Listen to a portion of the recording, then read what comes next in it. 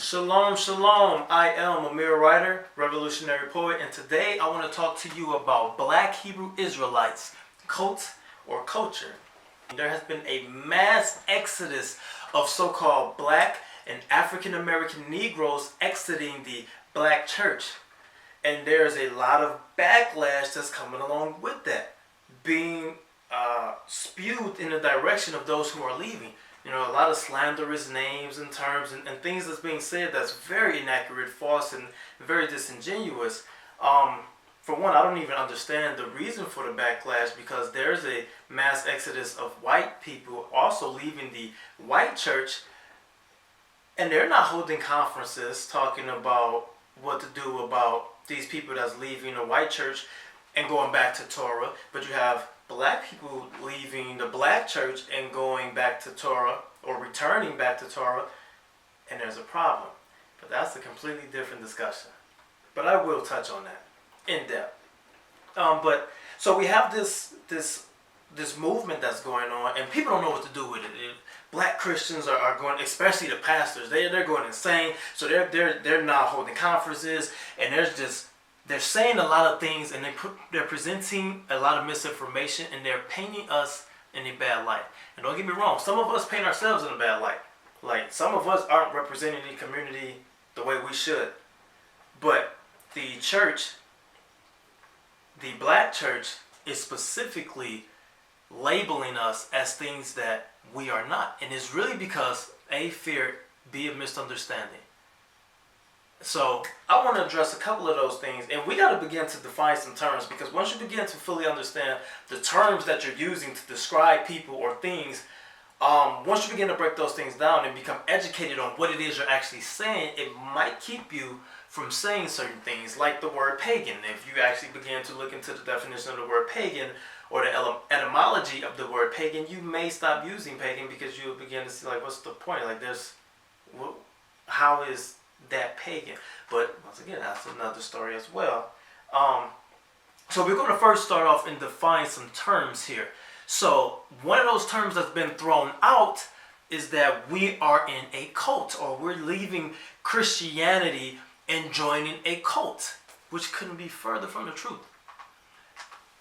So we're going to define that, but on the opposite end, we're saying we're not joining a cult, we're returning to our culture. So you got one side saying cult, another side saying culture. So let's go ahead and define some terms and lay this stuff out, so we can begin to see what has happening and what is actually going on.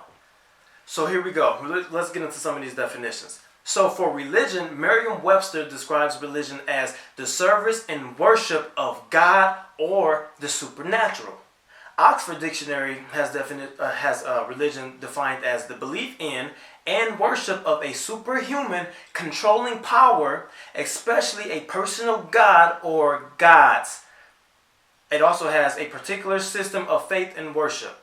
Collins English Dictionary has it defined as belief in a divine or superhuman power or powers to be obeyed and worshipped as the creators, and rulers of the universe. And also the expression of such a belief in conduct and ritual. So, culture is defined as the customary beliefs, social forms, and material traits of a racial, religious, or social group. Also, the characteristic features of everyday existence, such as diversions or a way of life. Let me repeat that. A way of life shared by a people in a place or time. All right, so that's what Merriam-Webster defines culture as. Cambridge Dictionary defines it as the way of life of a particular people, especially as shown in their ordinary behavior and habits, their attitudes toward each other, and their moral and religious beliefs. The way of life, once again, the way of life, especially the general customs and beliefs of a particular group of people at a particular time. All right? That's two times in two different definitions where you will see the word way, or the phrase a way of life. All right, so let's go on and let's continue. Collins English Dictionary has it defined as the ideas, customs, skills, arts, etc. of a people or group that is transferred, communicated, or passed along as in or to succeeding generations. Number 2, such ideas, customs, etc. of a particular people or group in a particular period, civilization. And number 3, the particular people or group having such ideas, customs, etc. So that's what a culture is. So let's make sure that we're paying attention, because to fully engage in conversations and intellectual thought, you really need to understand what it is you're saying, because a lot of people sound absolutely foolish saying, oh, they're part of a cult, cult this, cult that, when you don't know what the definition of a religion, a culture, and of a heritage. All right, so let's go on. Let's go ahead and continue. We're going to go ahead and go to heritage. According to Merriam-Webster, heritage is property that descends to an heir. Number 2, something transmitted or acquired from a predecessor, such as a legacy. Or number 3, something possessed as a result of one's natural situation or birth, i.e. birthright. Now that is according to Merriam-Webster. The Oxford Dictionary has it defined as property that is or may be an inheritance, or value objects and qualities such as historic buildings or cultural traditions that have been passed down from previous generations. Collins English Dictionary says the property that is or can be inherited, or something handed down from one's ancestors or the past as a characteristic, a culture, tradition. Number 3, the rights, burdens, and statutes resulting from being born in a certain time or place. Birthright. So once again, we have heritage. Now to think about all of these, and I'm going to give a little description to try to make it give a little visual for it, is these 3 things are connected. All right, these things, you can try to separate them. And in some situations they can be separated, but typically as a whole, these things come as a package. So even if you look at the definitions, we started with religion, but then when we went into the definition of a culture, religion was used in one of the definitions. And then when we go to the word heritage, culture was used in one of the definitions.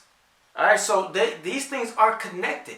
So you really have to fully understand what it is you're saying, what it is you're talking about, before you engage in these conversations. Okay? So let's define what a cult is, since that term has been thrown around to describe my community. All right, a cult is defined by Merriam-Webster as a religion regarded as unorthodox, or great devotion to a person, idea, object, movement, or work. Interesting. Because one of those definitions says great devotion to a person. That sounds familiar. Let's continue. Oxford Dictionary. A system of religious veneration and devotion towards a particular figure or object. A relatively small group of people having religious beliefs or practices regarded by others as strange or as imposing excessive control over its members. All right. Collins English Dictionary says a system of religious worship or ritual. Or 1B, a quasi-religious group often living in a colony with a charismatic leader who indoctrinates members with unorthodox and extremist views, practices, or beliefs.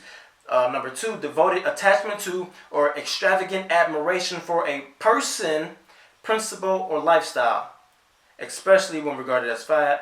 And number 3, a group of followers, a sect. So 3 things in each one of those definitions by Merriam-Webster, Oxford Dictionary, and Collins English Dictionary. It talks about the admiration or the adoration of a particular person. So according to cult, if you worship Christ and you live for Christ and you're willing to die for Christ, you technically, according to these definitions, not according to me, but you technically are part of a cult. So it's ironic that we are being called a cult when, if you're a Christian, according to these definitions, you actually fit the billing as well. Interesting. Not only that, the third definition in Collins English dictionary said a group of followers, a sect. You know where else we find that word sect? We find that in the scriptures. Acts 24:14, it says, and this is Paul speaking, however, I admit that I worship the God of our ancestors as a follower of the way which they call a sect. I believe everything that is in accordance with the law and that is written in the prophets. That also talks about how Paul was also keeping the law and he didn't speak against it, but that's another story. But what he said in there, he said, as a follower of the way, which they call a sect. So remember, Christianity starting out was called a sect. It was called a cult. That's very interesting. Because a sect is defined as a group of people that has separated from a larger group and has a particular set of religious or political beliefs. A religious body is also another definition, is a religious body or denomination, especially a small group that has broken away from an established church. Ain't that the Reformation? I mean, serious, ain't that what the Protestant church is built on?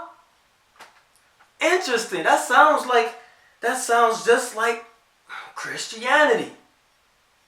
Interesting. Remember how they broke away? How they protested the Catholic Church?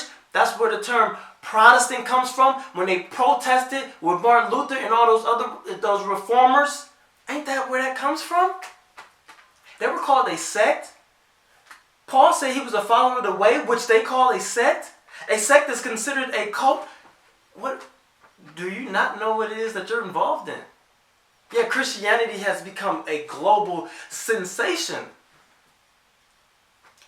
But you forgot where you came from.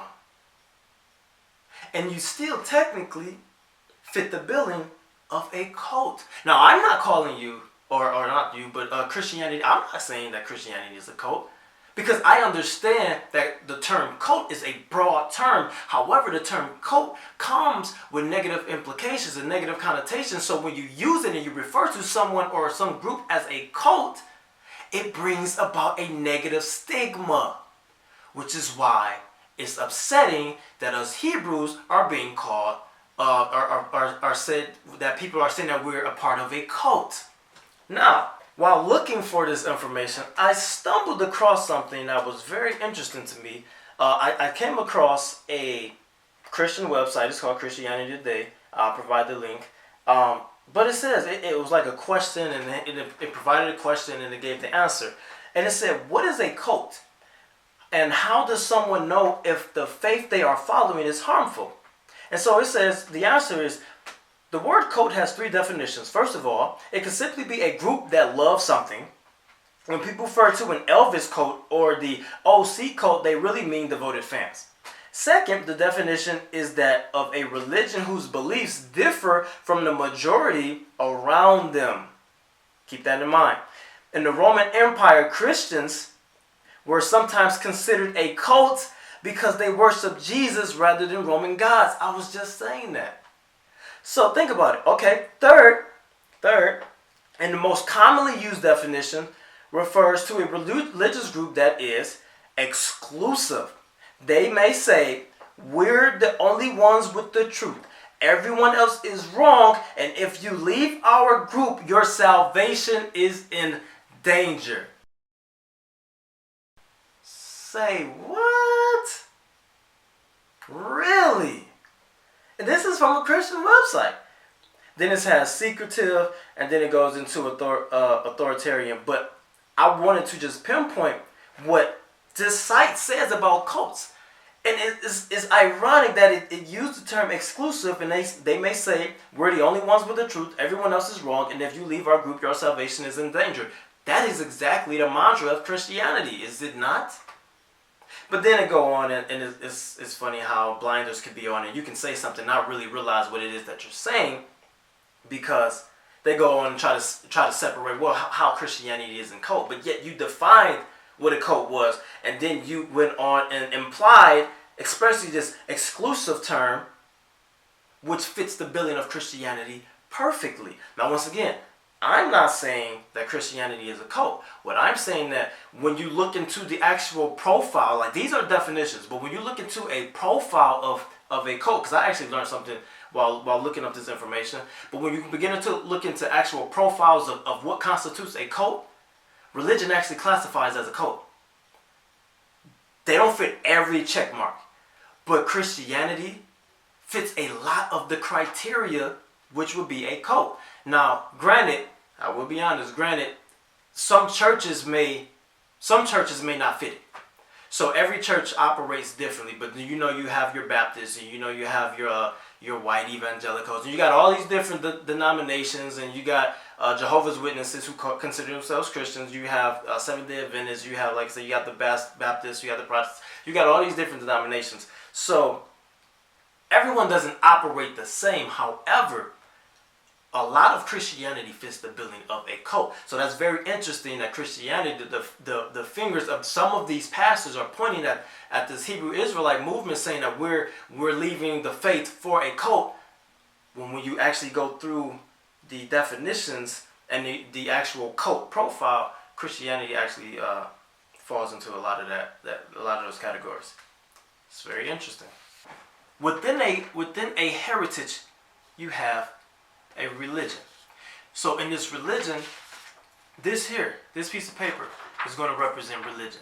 So within the Bible, you have a religion. And in this religion, there is a certain way that you are to worship God, Yahuwah. So there's a certain way that you are supposed to worship Him. You can't just worship Him any type of way, especially in the scriptures, or you would have dropped dead. Or you would have been cast out, or you would have had to suffer any other various types of issues or penalties for worshiping Him your way. You couldn't just walk into the temple. Anyone couldn't just walk into the temple and do a sacrifice. You would have died. All right. So there were certain ways that you had to worship Him. There were certain things, sacrifices and offerings that you had to give Him. Sacrifices for your sins, or offerings, free will offerings, all different various types of offerings, right? So there was a certain way that you were to worship your deity. All right, and so this really applies. We're talking about the Bible, but this really applies for most cultures. Especially once we have a deity that they worship, there's a certain way that you are supposed to worship this deity. There are certain things that's laid out in those cultural practices that is acceptable to this deity. All right, so within our heritage is a religion. All right, next we have culture. So this piece of paper is going to represent a culture. So in a culture, you have a way of life. All right, so you have rules, laws. You eat a certain way. You dress a certain way. You have these rules and customs that show how you treat your fellow man, how you treat your neighbor, how you treat outsiders. There are certain protocols that's put in place. You can identify people of a specific culture by their garments, by the clothing that they wear. So this is why when you see someone wearing a kilt, you know where they're from. So there's certain items of clothing that represents a certain culture, a certain group of people. So once again, you have the same thing there in the scriptures. You have laws on how to eat. You have laws on how to dress. Certain things you had to wear, like tzitzits or tassels or fringes. There are certain things, head garments. These are customs, head garments, and beards that are customs and stuff like that. So there are certain things that you can see to identify a person from a specific culture. So this is your culture. This is religion. A religion is a part of a culture. All right? So you have religion, you have culture. The religion is only a facet of the culture. Okay? Next, you have heritage. The culture that we have went back to, which is a part of a heritage that was taken from us, Jeremiah 17:4. This piece of paper is going to represent the heritage. So one thing that's in our heritage is land. right? The land of Canaan or Israel. So we have an inheritance that's a part of our heritage, that is a part of the culture, that is a part of the religion. So all of these things tie in together, and it's encapsulated, right? So right here, you look on the outside, you just see a green balled piece of paper representing heritage, right? But you don't really know what's inside of it. But when you begin to investigate in this heritage, you find that there's a culture there, and there's a specific culture that's laid out in the text that, you eat like this, you live like this, you treat people like this, you worship God like this. You worship God, that's where you get to the religion. Everything is encapsulated. And so when you peel this off, you can see who all of these things belong to, and that's the children of Israel. Now what has happened, unfortunately, is, this is the religion, Christianity has taken the religion. They've taken parts of the religion and they turned it into something that's barely recognizable. You really have to pay attention and piece it together, and then so that looks familiar. That's because it's part of something greater, right? It's part of something. It's part of religion. That's a part of a culture. That's a part of a heritage. It's a part of something greater. But they've taken and they extracted from that religion, from that culture that belongs to that heritage. They've extracted from it and they created something else to where now it's its own separate entity. But when you look at it, you can see something that looks vaguely familiar. It's recognizable, but it's not quite the same. It's kind of like Jewish, but that's another story. But so you look at it like, okay, that looks familiar. Let me take a closer look. So once you investigate, you can then realize that, that's supposed to be the God of Israel. And keep in mind, I don't like using the term God, but I'm using it because this is what a lot of people identify to. Or identify with. But then you put it, after you investigate, you put it together and you say, so that's the God of Israel.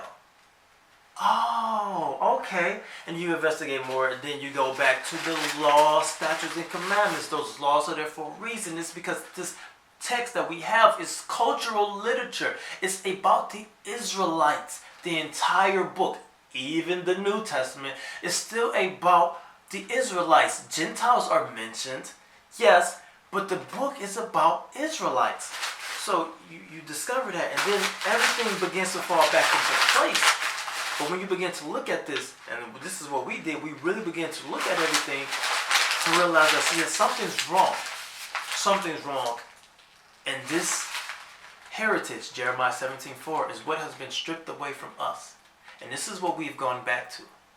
We're returning back to some of these customs. We're returning back to these laws. And this is why you begin to see people wearing kufis, wearing tzitzits, wearing, I hate this term, but Middle Eastern, even wearing Middle Eastern garments or stuff like that, or even African garments, because we're returning back to a culture, right? Like, we don't eat people. We haven't just, it's very strange the way how you can leave Christianity, and because you love Christianity, you're all of a sudden, you're this monster, or you're now something to stay away from because you're no longer part of this clique. That's actually very cultish if you really want to know. Like, anytime you leave something and now they treat you differently, or even as if you don't exist or you're a monster, because all of a sudden you're no longer a part of that organization, that is actually very cultish. So once again, it's strange how all of this stuff plays out. But we're returning back to these things, and these customs are ethnic markers. And so I remember not too long ago, we were actually, me and a few brothers, Hebrew brothers, we were at a joint playing pool, and someone came over to us and began to ask us questions. The things that provoked his question was that he saw all of us wearing our tzitzits, and so he was curious as to why we were all wearing the same thing. And so, a couple of us was wearing kufis, but all of us was wearing tzitzits. And so he began to ask the questions. Hey, what's that? What's going on? And so that gave us the opportunity to talk to him about who we are, what it is that we subscribe to, our culture, our heritage, and he was very enlightened. And we've been in touch with the brother. We've been in touch with the brother ever since. And so these things are ethnic markers, and they provoke thought. They provoke questions. And the tzitzis is a law. But all of this, the beards, the kufis, the garments, the tzitzis, all of these things are things that make people look at you a certain way. Some people, if they're not mature enough, they'll look at you like you're strange, or why you're wearing clothes like that. But that's not the majority, unfortunately. But that is a lot of people. And then you have other ones like, hey, who I haven't seen. What's that? Some people say, are you Jewish? No, I'm not Jewish. But that still gives me an opportunity to present something to them, to give them some information that they didn't know. And I don't try to go around converting people. I just live my life. And that's how most of the people that I affiliate with, we just live our lives. And there's something different about us, whether the way we look, the way we speak, the way we act, the way we treat people. There's something different about us that draws other people to want to ask questions. And from there, we just go ahead and take it from there. We don't force anything. We don't go around enslaving people trying to convert them into something. We'll go around condemning people to hell. If you don't take on these ways, you're going to go to hell. I don't. No one that I associate with does that. It's not necessary. So we're not going to another religion. Yes, a religion is only an aspect of a culture. And a culture is a part of a heritage. But in reality, Christianity is far more cultish than Hebrew Israelites. And here's why.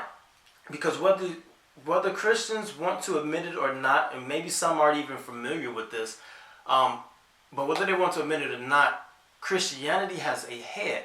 And that head is the Pope. Catholic simply means universal. So the Catholic Church is called the Universal Church. And it also has been dubbed the name of the Mother Church. And Protestants Protestants have actually come from Catholicism. And they are actually called the Daughter Church. And even to this day, in 2018, there are still a lot of customs and traditions that are still present in Protestant churches that come from Catholicism, such as worshiping on Sunday. That's right out of Catholicism. Lent. Why Christians are still celebrating Lent in 2018 is beyond me. Like, read the Bible, read a book, do something, figure out what it is you're actually doing with yourself. Because at this point, this is beyond laughable that you are still celebrating Lent. But nevertheless, there are still a lot of customs that are in Protestant churches that actually come from the mother church. So Protestant churches can't fully separate themselves from the connection of their mother. So at the end of the day, the Protestant churches have a head as well. That head is known as the pastor. And then you have ministers, elders, teachers, and all these other people who all fall in line. But the spiritual leader and the one who provides the vision and direction of the church is the pastor. And this pastor is essentially, and once again, people don't like to admit it, but the pastor is essentially worship, because if someone comes against that pastor or disagrees with that pastor, then a lot of those members who fall up under that pastor will actually take offense, and they will take it personal and defend their pastor, even if their pastor is wrong. We've seen a lot of pastors do a lot of things that they shouldn't have done, whether it's sexual, stealing. A lot of things have been put to the forefront of what's going on in some of these, especially the larger churches. But the members will defend their pastors. That is cult-like behavior. You cannot come against their head. But so you have the pastor, you have the members. You have the leaders, the leadership team, and then you have the members. It's like a pyramid. And that pastor provides the spiritual direction for the church. And the members, who essentially, in all honesty, don't read the text for themselves, so they're getting all of their information from this pastor. So whatever the pastor says, they're hanging their faith on that pastor's word, believing that this pastor knows what he's saying, knows what he's talking about, and believes that he has has done his research, has studied, and that he is a mighty man of God being used by God to lead his flock.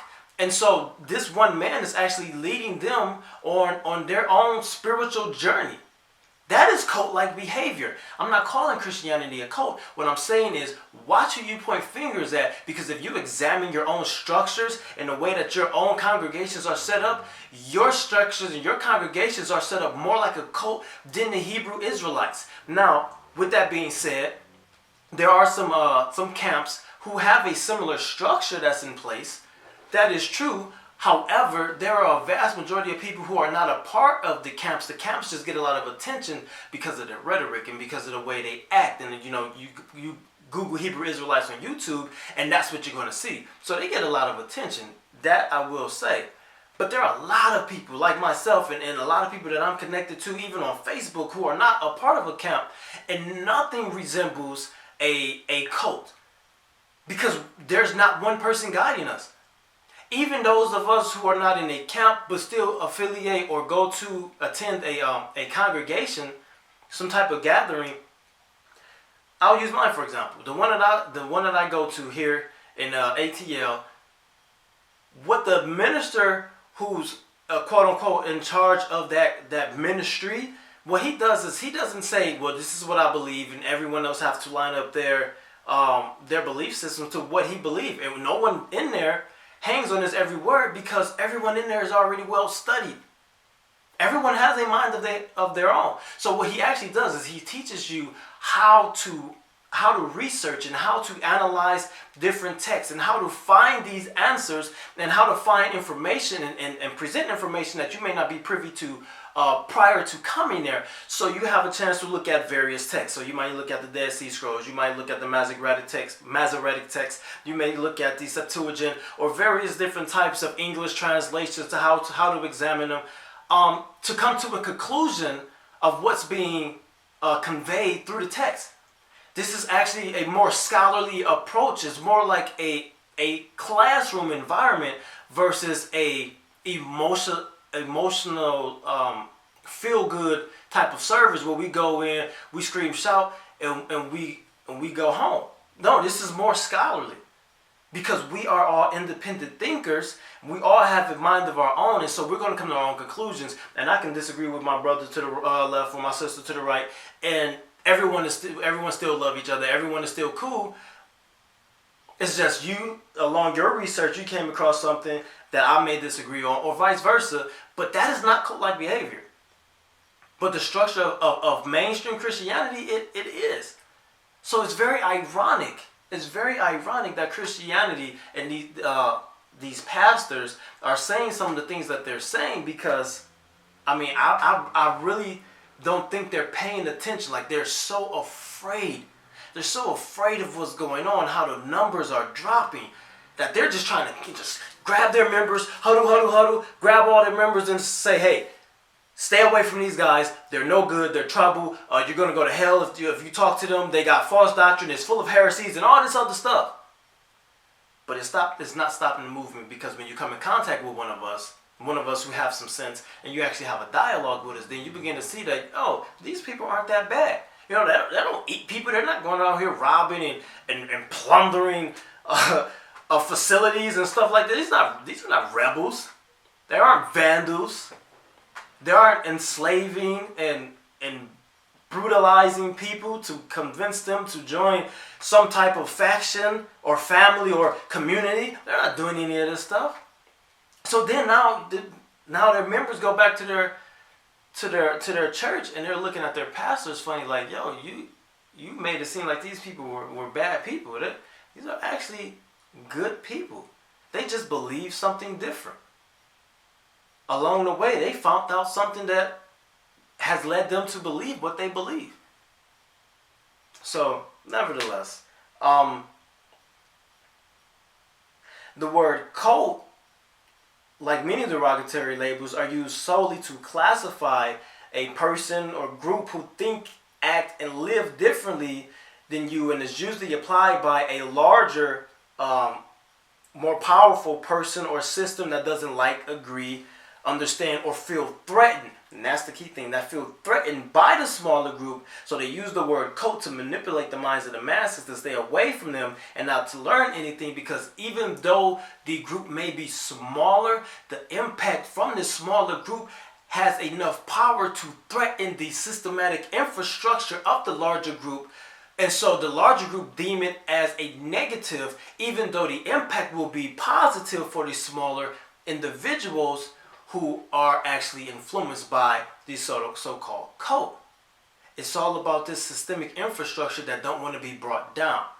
In this instance, this religious infrastructure, who now that people are waking up and there's so much technology that you could go and examine history. Like, I have so many PDF books on my desktop that, you know, it's so easy for me to now examine all of these various different texts, to read up on all of these, on the early church and how everything's beginning to get started. And so a lot of this stuff that the average Christian isn't aware of, and even many pastors aren't aware of, once you begin to get aware of this, then hey, you're going to start asking questions. Something's not going to add up.